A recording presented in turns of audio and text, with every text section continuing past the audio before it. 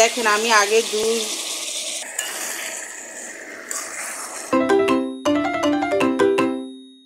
আসসালামু আলাইকুম, Shilpi's kitchen and ব্লগে আপনাদের স্বাগতম। আশা করি আপনারা সবাই ভালো আছেন, আমরাও ভালো আছি। আজকে আমি একটা নতুন রেসিপি নিয়ে আসলাম, আমার সাথে থাকেন। দেখেন আমি এখন তেল আমার গরম হয়ে গেছে, এখন পেঁয়াজ দিয়ে দিলাম, আমি রসুন বাটা দিয়ে দিলাম, আদা বাটা, জিরার গুঁড়ি, স্বাদ মতো লবণ, হলুদের গুঁড়া,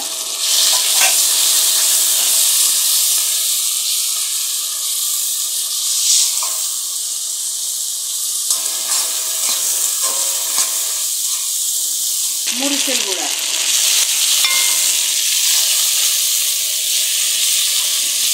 আমি আজকে মুরগির গিলা কলিজা ভুনা করব। গরম মশলার গুঁড়া, মশলা যাতে না পুড়ে যায় এই জন্য একটু পানি দিচ্ছি।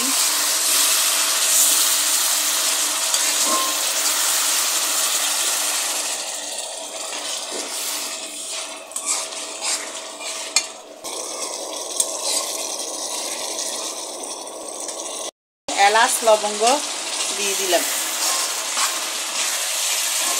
আমার মশলাটা দেখেন কষানো হয়ে গেছে, অনেক সুন্দর কালার আসছে। এখন আমি গিলা কলিজাটা দিয়ে দেব। এই যে দেখেন আমি আগে দুধ কেটে ধুয়ে সুন্দর করে পরিষ্কার করে রাখছি।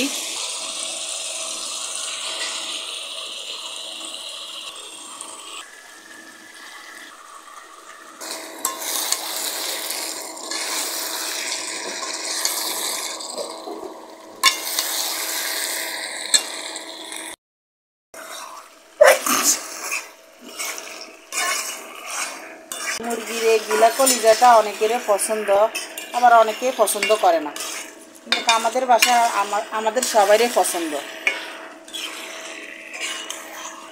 এই জন্য মাঝে মাঝে আমি এরকম গিলা কলিজা বোনা করে আজকে আপনাদের সাথে এটা শেয়ার করলাম। আমি টমেটোটা কেটে রাখছিলাম, এখন এটা দিয়ে দেব। আমার মেয়েরা তো সবসময় আলু পছন্দ করে, এই জন্য সব কিছুর সাথে আমার আলু থাকে। এই যে আলুটা দিলাম, 2টা আলু দিয়ে দিচ্ছি। এখন আমি সবগুলাকে একসাথে ভালো করে কষিয়ে নেব।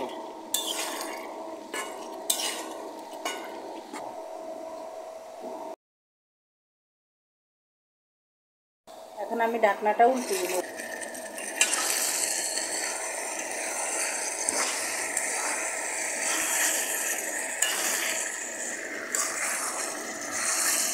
এই আলু সিদ্ধ হয়ে গেছে, অনেকটাই সিদ্ধ হয়ে গেছে। আমি এখন একটু পানি দিয়ে দেবো, অল্প করে দেবো পানি।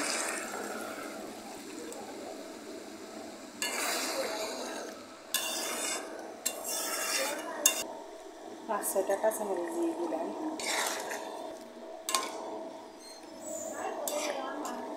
দেখেন আমার গিলা কলিজা বোনা একদম হয়ে গেছে সুন্দর।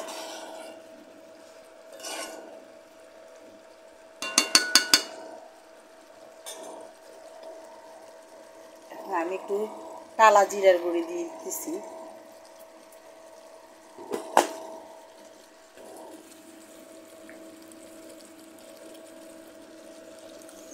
আর এটা হচ্ছে মশলার গুঁড়া।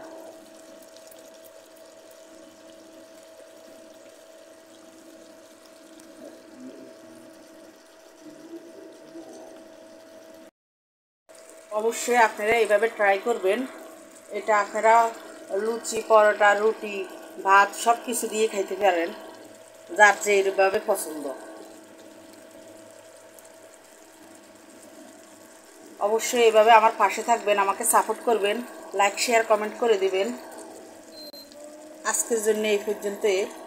আল্লাহ হাফেজ।